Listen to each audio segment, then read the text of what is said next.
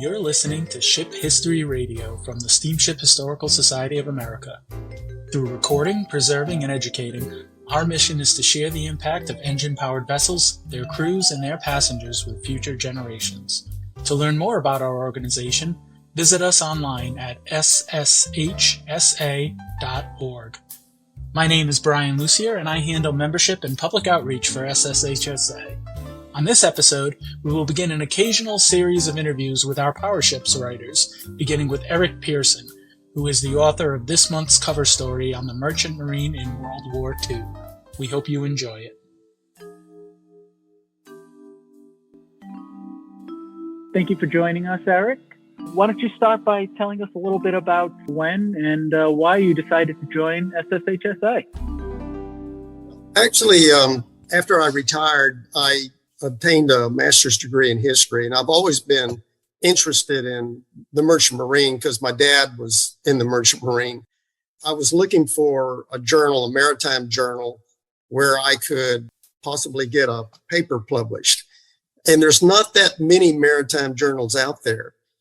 Actually, there's not a whole lot of material about the Merchant Marine. There's a lot of books, historical books written about, in World War II specifically, about the Navy, naval aviation, Army Air Corps, the Army, the Marines, the Coast Guard, but there's hardly been anything written about the Merchant Marine. So anyway, I was looking for a maritime journal, and I came across PowerShips, and I enjoyed reading it because of the different types of articles in the magazine. William Miller's articles on the luxury liners that went into New York in the 50s during the height of, luxury liner service. That was really interesting. Terry Tilton's articles on the Delta Line ships. He did an in-depth analysis of those. I kind of identified with these men, these writers. So that kind of perked my interest in submitting a paper to PowerShips.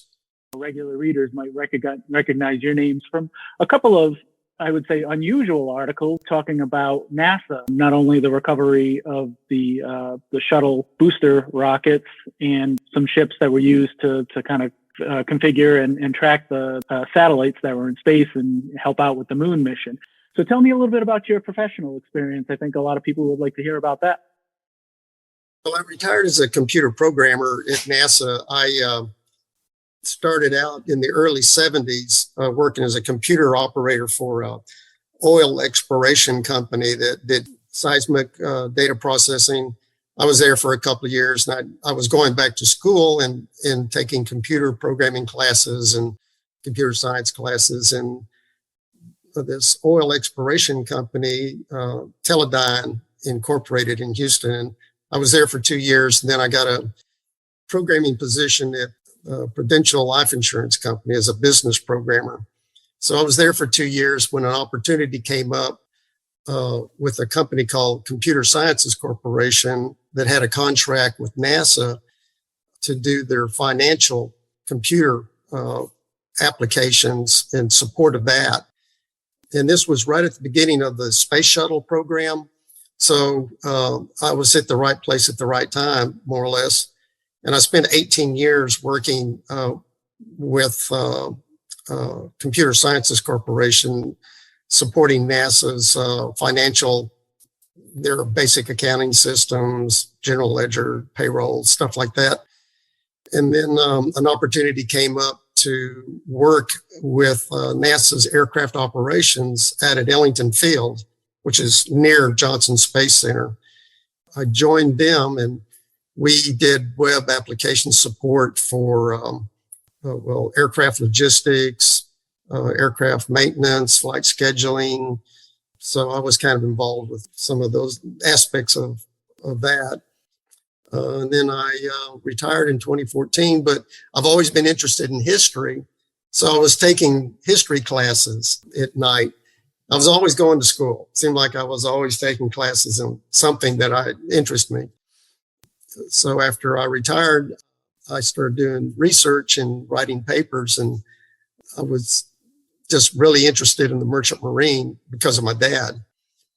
So that's basically my background is mostly in computers, and that's maybe a little different to some of your readers thinking that, I'd have more of a merchant marine background, but because of my dad, I was exposed to a lot of the conditions that he worked in and how he got to where he was at. And one of the reasons that we brought you on board today was because you have the cover article in the newest issue of Power Ships, which is out now. It's covering the merchant marine. So kind of jumping back a little bit to something you said a little while ago, that there's not much out there written about the merchant marine. Why do you think that is? Well, I think for one thing, a lot of people don't even know that much about the merchant marine. I've talked to people who have thought that it was part of the Marine Corps or didn't realize that they were placed in harm's way. I was thinking about my dad's past when he first started going to sea in 1936, right out of high school.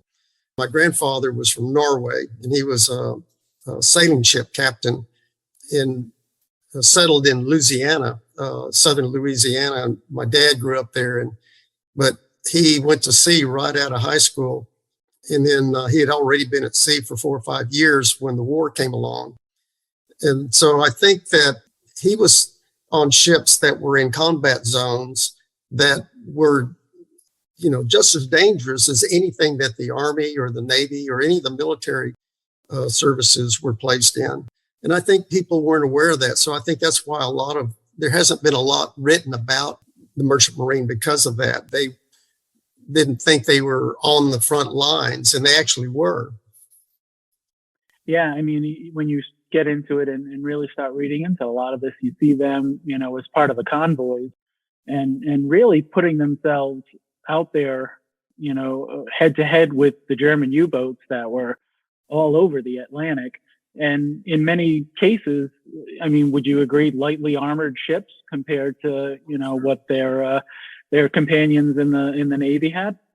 Yeah, I mean, at the beginning of the war, like my dad he was a able seaman on a World War I cargo ship. It was a Hog Islander, and he was delivering military supplies and aircraft to the American Volunteer Group in Rangoon. They got word of the Pearl Harbor attack when they were in the middle of the Indian Ocean en route to Rangoon. And they had these huge American flags painted on the hull of the ship, which would make them a sitting target. So they mixed all their black and white paint together and camouflaged the ship. But, he was there when the Japanese bombed Rangoon. Then later, he made a trip from the United States to Australia and then up to New Guinea, Port Moresby, and then to Buna, which was right during that period of time when the Japanese were bombing Buna and occupied New Guinea. And then he was in convoys in the North Atlantic, and he was never torpedoed, but he saw ships that were. The most frustrating part for him was that they couldn't stop to pick up survivors in lifeboats because they would be a target, because the U-boats were sitting around just waiting for anybody to slow down. And they were also in harm's way, not only from U-boats, but from kamikaze attacks in the Pacific, even German bombers. And there was all kinds of threats against merchant ships. I think people don't realize also that a lot of these convoys were in difficult weather conditions, like the trips to Murmansk in Russia, and they were encountering heavy ice and snow and having to, battle the weather elements in addition to German U-boats and German bombers. They were placed in harm's way quite a bit. In addition to obviously these physical and operational challenges, one of the interesting things that I found in your article was the amount of criticism that they were getting, even from within other members of the armed forces. Can you talk a little bit about, what they were facing, from their essentially their coworkers? Yeah, it was there was a perception that the merchant mariners were draft dodgers and that they weren't stepping up and enlisting. Well, a lot of people don't realize that the merchant mariners were all volunteers and they were signing up to go on ships that were going into war zones. I mean, they were prime targets for German U-boats. I don't think you can really classify them as a draft dodger for someone who's volunteering to go in harm's way. A lot of these men were older men. They were senior citizens. Some of them had retired and had come back to go to sea to support the country. So I think there was a perception of them being draft dodgers, which wasn't true. Some criticism about them being communist sympathizers. I think that originated from one of the maritime unions. I think it was the National Maritime Union, NMU, that had some communist leanings, but most of the sailors were not communist. And also there was a perception that the merchant mariners were paid more than the military. In certain situations they did get bonuses, but they got bonuses because they were going into war zones and they were paid a little extra because of that. But a merchant seaman of a typical rating with a Navy seaman, they might have made a little bit more, but you have to remember too that the merchant seamen had to pay for their own clothing, their own uniforms. They were only paid when they were on the ship. Where in the military, you were paid if you were on the ship or not, or if you were, in direct support of what your mission was, you were still paid regardless. But if a merchant mariner ship was torpedoed and sunk, well, he wasn't being paid. I mean, it was as soon as he got the abandoned ship notification, then he was off pay. They would be even when they went into port. If you left the ship and went on liberty, well, that was you're not getting paid for that. As soon as you left that ship, the clock stopped. So I think there's a lot of other things that people weren't aware of, that they thought that they were being paid more, when they really weren't. So there's other considerations that they had to take into play there. Yeah, that's just mind-boggling to me that you can be out there risking your life on a ship, get torpedoed, and essentially be in the water, and oh, by the way, you're not getting paid anymore. Yeah, it's but a lot of these men were taken prisoner as POWs. I think there was an incident where a Japanese submarine had torpedoed a merchant ship, and the survivors, they lashed down on the submarine and they submerged the sub, and all the men drowned. It was brutal conditions. When they were a POW, they weren't paid. So it was pretty tough. And you talk about the deaths, and I think that's really an important point that, maybe not a lot of people realize, is that the Merchant Marine died at a higher percentage than any other branch of the military throughout the war, correct? Yeah, it was War Shipping Administration records that indicated the U.S. Merchant Marines suffered the highest casualty rate of any service in World War II. It was 1 out of every 26 U.S. merchant mariners were killed. In comparison to the other military branches, the Marine Corps had 1 in 33, the Army had 1 in 48, the Navy had 1 in 114, the Coast Guard had 1 in 421. And even before the Pearl Harbor attack and the United States was officially at war, 240 merchant mariners had already died as a result of being torpedoed by German U-boats. It's hard to understand that we were almost like unofficially at war before Pearl Harbor, because there were accounts of German U-boats sinking merchant ships that had they knew they were American ships, and we were officially neutral at that time. But these merchant seamen were killed.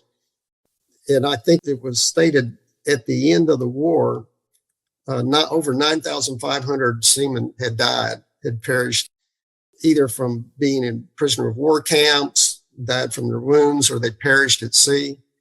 And there was a total of 1,554 ships that were sunk due to war conditions. So, yeah, there were a lot of merchant seamen that lost their lives during the war at a rate higher than the other services. We've touched on a lot of the conditions that they faced, the physical conditions, the mental conditions, in terms of the criticisms that they received. When they got home, didn't exactly get the hero's welcome that they perhaps deserved. No, they didn't.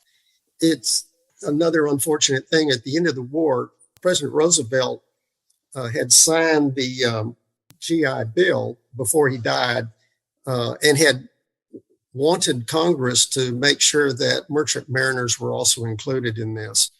And unfortunately, at the end of the war, Congress, they, after FDR's death, they turned a blind eye to what his wishes were. And the merchant mariners weren't included in the GI Bill. And that's unfortunate because they would have had low-cost housing loans, the other benefits from the GI Bill, education opportunities, health and life insurance opportunities. Yeah, it's at the end of the war, they were just not really included like the rest of the military veterans were. Even in Korea, because they were considered, 1A, they were subject to the draft even during Korea because they were not considered veterans. So there are a lot of merchant mariners were drafted, served in the military in Korea, even though they had served in World War II in hostile conditions. So, yeah, it was unfortunate that a lot of these men were kind of disregarded in that respect. Yeah, and another reason that this all kind of tied together well as far as the timing of this interview is that back in November, we were lucky enough to host an event here for one of our local members, an SSHSA member. His name is Harry Olson. You may have seen we had a brief thing in Power Ships, and we've pushed out a couple of e-blasts about it as well. But he was a World War II merchant mariner who recently received the Congressional Gold Medal, which was thanks to a 2020 bill that came around that finally decided to recognize this class of mariners. And I know you touched on this in your article, as well as a lot of other attempts to kind of make right what wasn't done in the past. What do you think going forward? I mean, we're obviously seeing this class of people shrinking. I mean, they were all in their 90s, and it's a shame that so many haven't been able to take advantage of any kind of benefit. In your opinion, what would make this right?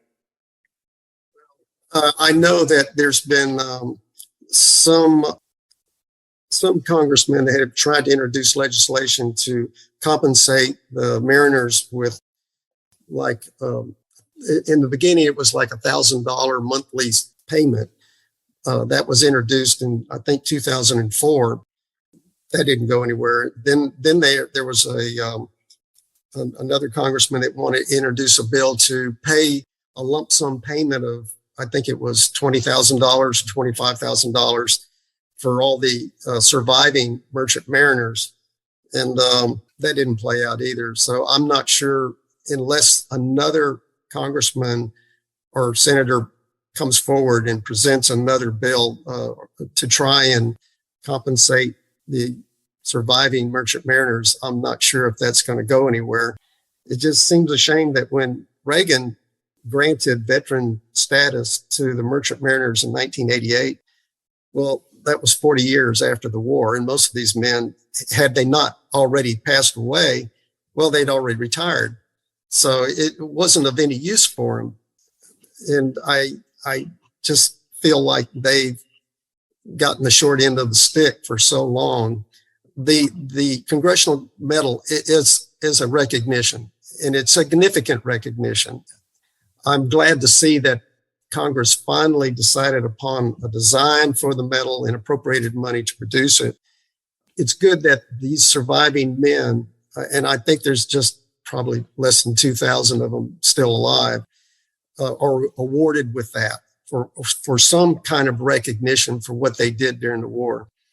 And even when I read about it on the National Maritime Administration's website, that the next of kin can also request a duplicate medal. So I wrote a letter to the Maritime Administration asking them if I could get a duplicate medal for my dad's service. He passed away in 2005, but he, like a lot of other merchant mariners, had participated in the war and had served in every theater of the war.